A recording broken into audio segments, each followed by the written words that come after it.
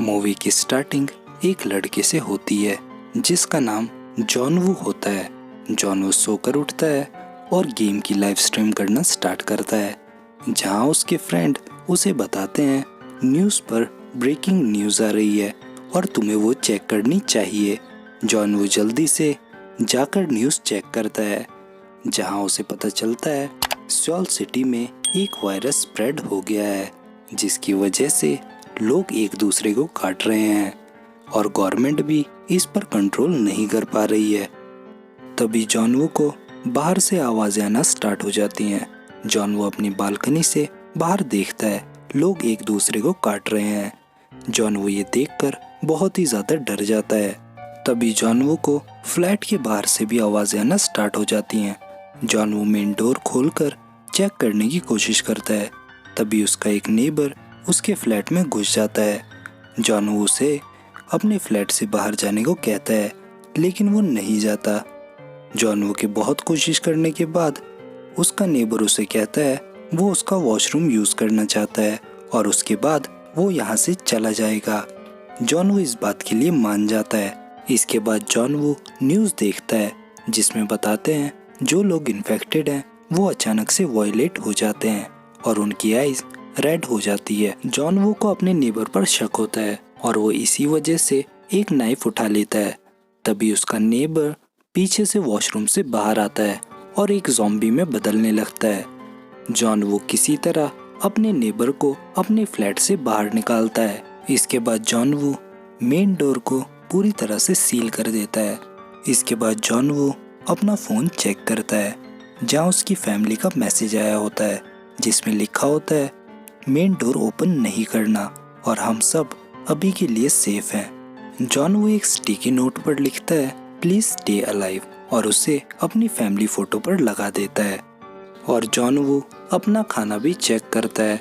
अगले दिन जॉन वो सोशल मीडिया चेक करता है, जहाँ वो देखता है कुछ लोग अपनी फ़ोटो अपलोड कर रहे हैं और उन्हें हेल्प की बहुत ज़्यादा ज़रूरत है। अब जॉन वो डिसाइड करता है वो भी अपनी एक फ़ोटो सोशल मीडिया पर अपलोड करेगा ताकि उसकी हेल्प के लिए कोई आए। इसके बाद जॉन वो अपना फ़ोन एक ड्रोन पर लगाता है और ड्रोन की मदद से पूरा एरिया चेक करता है, लेकिन वो देखता है उसका पूरा एरिया इन्फेक्टेड हो चुका है और तभी मोबाइल की बैटरी भी डाउन हो जाती है। इसके बाद जॉन वो अपना थोड़ा समय गेम खेलकर बिताता है, लेकिन जल्दी ही कंप्यूटर भी शट डाउन हो जाता है। उसके बाद हम एक लेडी ऑफिसर को देखते हैं जो ज़ॉम्बीज़ से बचकर भाग रही होती है और उन्हें शूट भी कर रही होती है, लेकिन वो ज़ॉम्बीज़ उस लेडी ऑफिसर को पकड़ लेते हैं। जॉन वो ये सब ऊपर से देख रहा होता है और बहुत रो रहा होता है। जॉन वो उन ज़ॉम्बीज़ को अपनी तरफ अट्रैक्ट करने की कोशिश करता है, लेकिन वो ज़ॉम्बीज़ उस लेडी ऑफिसर को नहीं छोड़ते। तभी जॉन वू को मेन डोर से आवाज़ आती है। जॉन वू पीछे देखता है, वहाँ एक ज़ॉम्बी उसके फ्लैट में आ चुका होता है। जॉन वू उसे फ्लैट से बाहर निकालने की कोशिश करता है, लेकिन कोई फ़ायदा नहीं होता। तभी जॉन वू भागकर बालकनी में लटक जाता है, जिससे वो ज़ॉम्बी जॉन वू के पीछे आता है और बालकनी से नीचे गिर जाता है। अब जॉन वू मेन डोर पूरी तरह से सील कर देता है और देखता है उस ज़ॉम्बी की वजह से उसका सारा खाना खराब हो गया है। जॉन वू हर रोज़ अपनी एक वीडियो रिकॉर्ड करता है और ड्रिंक कर कर अपना गुजारा चलाता है।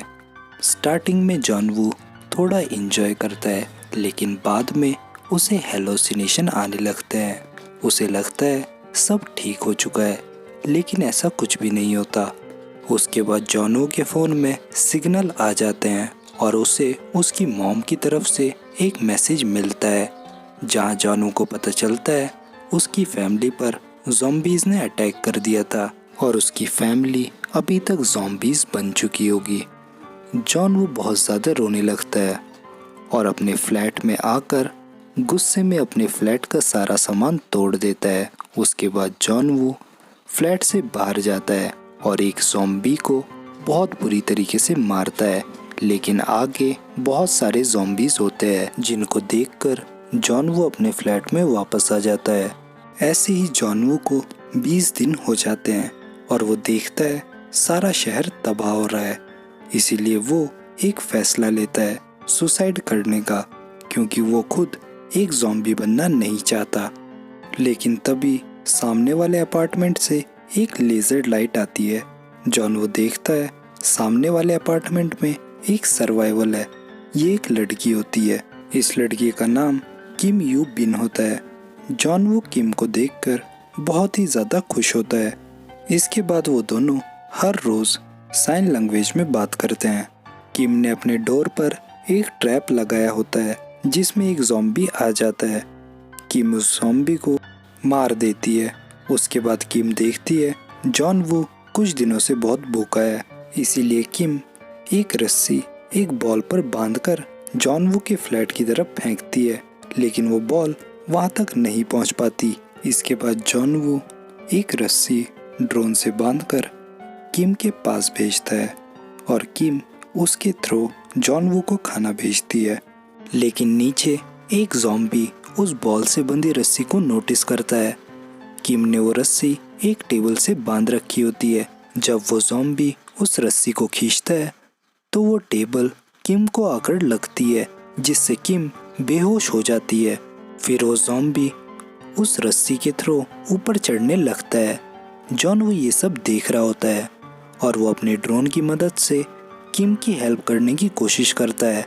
लेकिन तभी जॉनवू के मेन डोर पर भी ज़ॉम्बीज आ जाते हैं, जिससे जॉनवू थोड़ा डिस्ट्रैक्ट हो जाता है और ज़ॉम्बी उसका ड्रोन पकड़ लेता है।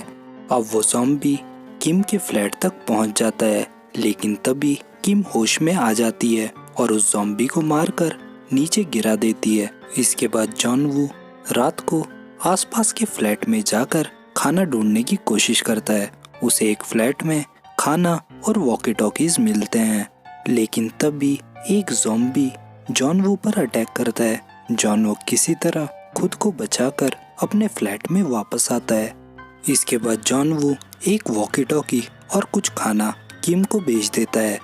इसके बाद वो दोनों कुछ दिनों तक वॉकी टॉकी पर बात करते हैं, लेकिन एक दिन सारे ज़ॉम्बीज किम के अपार्टमेंट में आ जाते हैं और किम से गलती से कुछ गिर जाता है, जिसकी आवाज़ सुनकर सारे ज़ॉम्बीज किम के फ्लैट की तरफ अट्रैक्ट होते हैं।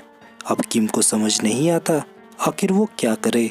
तभी जॉनवू किम के साइड वाले फ्लैट पर फ़ोन करता है, जिसकी आवाज़ सुनकर सारे ज़ॉम्बीज उस फ्लैट में चले जाते हैं और किम बच जाती है। उसके बाद किम जॉनवू को कहती है उनका यहाँ रहना अब सेफ नहीं है और उसने जॉनवू के अपार्टमेंट के 8th फ्लोर पर किसी ज़ॉम्बी को नहीं देखा और उसे लगता है वो जगह सेफ है। उसके बाद वो दोनों वहाँ जाने का फैसला करते हैं और उन ज़ॉम्बीज से फाइट कर और अपनी जान बचाकर किसी तरह लिफ्ट तक पहुँचते हैं। अब वो दोनों 8th फ्लोर चेक करते हैं, लेकिन ज़ॉम्बीज उन दोनों के पीछे वहाँ तक भी पहुँच जाते हैं और एक अनजान आदमी उनकी जान बचाता है और अपने फ्लैट में ले जाता है। पहले तो किम उस पर भरोसा नहीं करती। अब वो आदमी उन दोनों को खाना देता है और किम भी वो खाना खा लेती है, लेकिन उसी के सामने जॉनवू वो खाना खाकर बेहोश हो जाता है और किम भी बेहोश ही हो जाती है। जब किम की आंख खुलती है तो वो खुद को एक रूम में बंद पाती है और उसके सामने एक ज़ॉम्बी बंधा हुआ होता है। ये ज़ॉम्बी और कोई नहीं बल्कि उसी आदमी की वाइफ है। तभी उस ज़ॉम्बी को होश आता है और वो किम की तरफ अटैक करती है और दूसरी तरफ जॉनवू को भी होश आता है और वो उस आदमी को गन पॉइंट पर ले लेता है और उसे कहता है किम को छोड़ दो। लेकिन वो आदमी नहीं मानता और उस रूम का दरवाज़ा खोलता है, लेकिन किम उस ज़ॉम्बी को पकड़कर उसी आदमी पर फेंक देती है, जिससे वो ज़ॉम्बी उसी आदमी को खाने लगती है। उसके बाद किम उन दोनों को शूट कर देती है, जिसकी वजह से सारे ज़ॉम्बीज़ उस अपार्टमेंट की तरफ अट्रैक्ट होते हैं। अब किम जॉनवू को कहती है अब हम दोनों के पास कोई और रास्ता नहीं बचा है और हमें एक दूसरे को शूट करना होगा। लेकिन तभी उन दोनों को हेलीकॉप्टर की आवाज़ सुनाई देती है। वो दोनों विंडो से बाहर देखते हैं और आसमान में हेलीकॉप्टर्स होते हैं। वो दोनों उन हेलीकॉप्टर्स को देखकर बहुत ही ज़्यादा रोने लगते हैं। अब उन दोनों को ज़ॉम्बीज से फाइट कर कर ऊपर रोफ तक जाना था और वो किसी तरह ऊपर रोफ तक पहुंच जाते हैं, लेकिन तब तक हेलीकॉप्टर जा चुके होते हैं।